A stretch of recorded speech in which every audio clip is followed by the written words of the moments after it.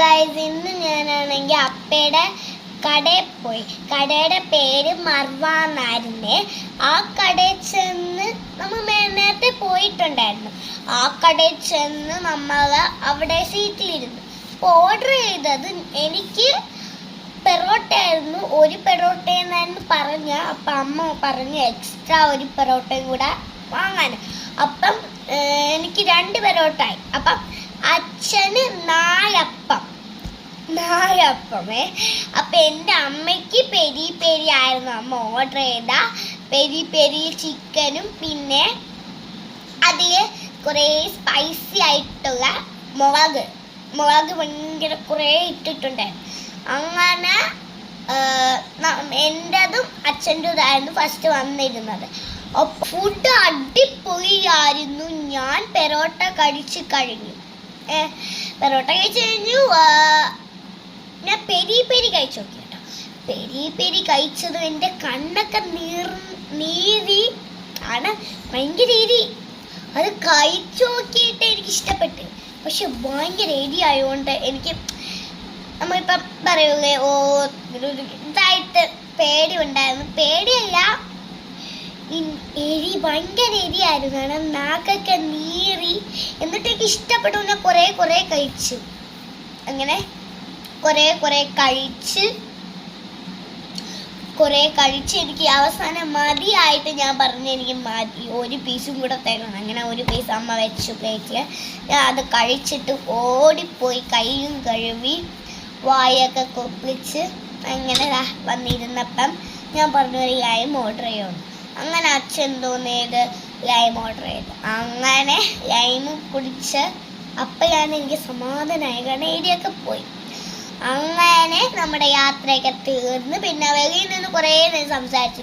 പിന്നെ 4 കട്ട്ലൈറ്റൊക്കെ തന്നു. അവിടെ ചായ കുടിക്കുമ്പോഴേ കൊടുക്കാനുള്ളത് കട്ട്ലൈറ്റും പിന്നെ വാഴയ്ക്കപ്പോണെന്ന് തോന്നണം. അങ്ങനെ 4 കട്ട്ലൈറ്റും തന്ന് 2 എൻ്റെ കുഞ്ഞുനും എനിക്ക് 2 തന്നു. അങ്ങനെ കട്ട്ലൈറ്റും കൊടുത്ത് ഇങ്ങനെ തിരിച്ച് വീട്ടിൽ വന്ന് പഠിച്ച് കുറേ കാര്യമൊക്കെ പഠിച്ച്. മറ്റന്നാൾ എനിക്ക് എക്സാമും പിന്നെ നാളെ ഡിക്റ്റേഷനും ഉണ്ട്. അങ്ങനെ കുറേ കാര്യമൊക്കെ പഠിച്ചിട്ടാണ് നിങ്ങളെ ഒന്ന് കണ്ടത്. പിന്നെ ഫ്രീ ടൈമും ഇങ്ങനെ തന്നെ ഗൈസ്. രാത്രി തന്നെ അമ്മയ്ക്കും എനിക്കും ഫ്രീ ടൈം കിട്ടണം. കാരണം ഈ ഫസ്റ്റ് സ്റ്റാൻഡേർഡൊക്കെ ആയപ്പോഴേ രാവിലെ എഴുന്നേൽക്കണം, പിന്നെ ക്ലാസ്സിൽ പെട്ടെന്ന് പോവണം, പിന്നെ ആണെങ്കിൽ എന്ത് പണി വന്നിട്ട് പിന്നെ പഠിക്കണം. അങ്ങനെ കുറേ കാര്യമുണ്ട്. വന്നിട്ട് ഞാൻ കുറച്ച് നേരം കളിക്കും ഗൈസ്. പിന്നെ പഠിക്കണം. പിന്നെ ചിലപ്പോൾ ഇന്ന് പറ്റിയില്ല, കാരണം പഠിക്കാൻ പറ്റി. പക്ഷെ ഇന്ന് നമ്മൾ അപ്പൻ്റെ കൂടെയൊക്കെ എനിക്ക് ഷൂ വാങ്ങാനൊക്കെ പോകണമെന്ന് പറഞ്ഞായിരുന്നു. അങ്ങനെ അപ്പയുടെ കടയിൽ പോയി. മർവ എന്ന് പറഞ്ഞ കടയിൽ പോയി. അങ്ങനെ അവിടെ ചെന്ന് പെരിയൊക്കെ കഴിച്ച് വയറൊക്കെ നിറച്ചാണ് വീട്ടിൽ വന്നിരുന്നത്. പിന്നെ അപ്പാപ്പ എനിക്ക് ഷൂ വാങ്ങിക്കുന്നു തന്നു കേട്ടോ. ആ ഷൂ എന്ന് വെച്ചാൽ അടിപൊളി ഷൂ. പിന്നെ നമ്മളൊരു കടയിൽ കയറി. ആ കടയിൽ എനിക്ക് ഇഷ്ടപ്പെട്ടൊരു ഷൂ. പക്ഷെ അതിൻ്റെ ചെറുത് ഭയങ്കര ടൈറ്റ്. നമുക്ക് ഇങ്ങനെ നമ്മുടെ കയ്യിൽ ആരെങ്കിലും നുള്ളിയാണ് ഭയങ്കര നീറൂല. അതേപോലെ ഭയങ്കര ടൈറ്റായിരുന്നു ഷൂ. അതുകൊണ്ട് ഞാൻ മാറ്റി വേറെ എടുത്ത് ഒരു എനിക്കിഷ്ടപ്പെട്ടില്ല. പക്ഷെ അത് സൈസ് നല്ലതുകൊണ്ടാണ്. പക്ഷെ ഇഷ്ടപ്പെട്ടില്ല. അങ്ങനെ കടയിൽ കയറി തപ്പിയിട്ട് ഒന്നും കിട്ടില്ലാത്തതുകൊണ്ട് വേറെ കടയിൽ കയറി. ഒരു കടയിലേക്ക് കയറി. വേറെ കടയിൽ ചെന്നപ്പം പറഞ്ഞ് ഫാൻസി ടൈപ്പ് എന്ന് പറഞ്ഞു. അങ്ങനെ എന്തോ ചെയ്യാനാ.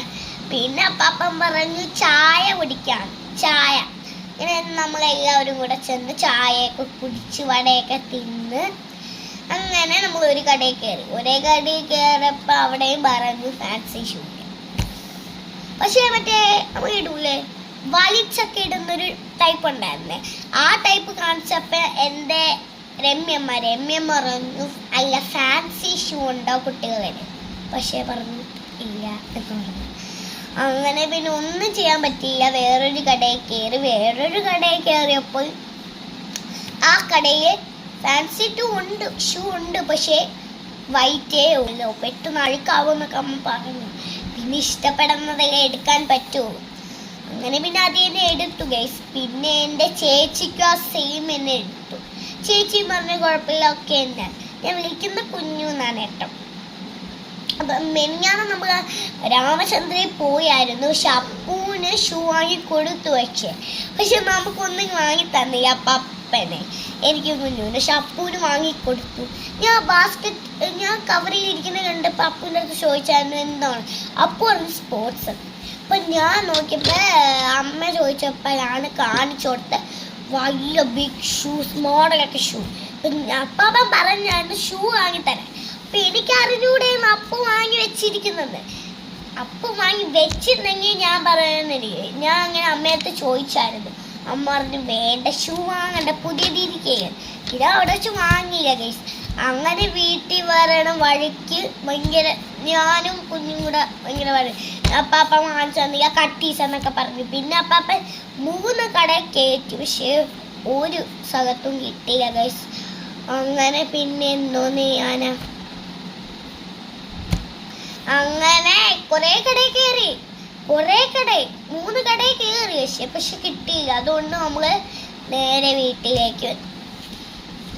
അങ്ങനെ വീട്ടിലേക്ക് വന്ന എന്താ, വീട്ടിൽ വന്നിരുന്നു ഉറക്കം തന്നെ. ഗൈസ് ഇത്രയേ ഉള്ളൂ വിശേഷം. എനിക്ക് കുറച്ചും കൂടെ പറയാൻ തോന്നി, അതുകൊണ്ട് പറയാം. ഇങ്ങനെ അപ്പാപ്പൻ്റെ അടുത്തൊക്കെ പോയി വന്ന്, അപ്പാപ്പൻ പാവമാണ് കേട്ടോ. എന്ന് നമ്മൾ പറഞ്ഞാൽ അത് എപ്പോഴെങ്കിലും വാങ്ങിത്തരും. പക്ഷെ നമ്മൾ കൊടുപ്പോയി പറ്റിക്കും കേട്ടോ. ഞാനും അപ്പാപ്പനും ഭയങ്കര അടിയാണ്. കാരണം അവിടെ അപ്പാപ്പൻ്റെ വീട്ടിൽ വലിയ ചെയറുണ്ട്. ആ ചെയറിൽ എനിക്കിരിക്കണം, എനിക്കിരിക്കണം, അപ്പാപ്പനിരിക്കണം. ഒരു റൗണ്ട് പോലത്തെ ചെയറാണ്.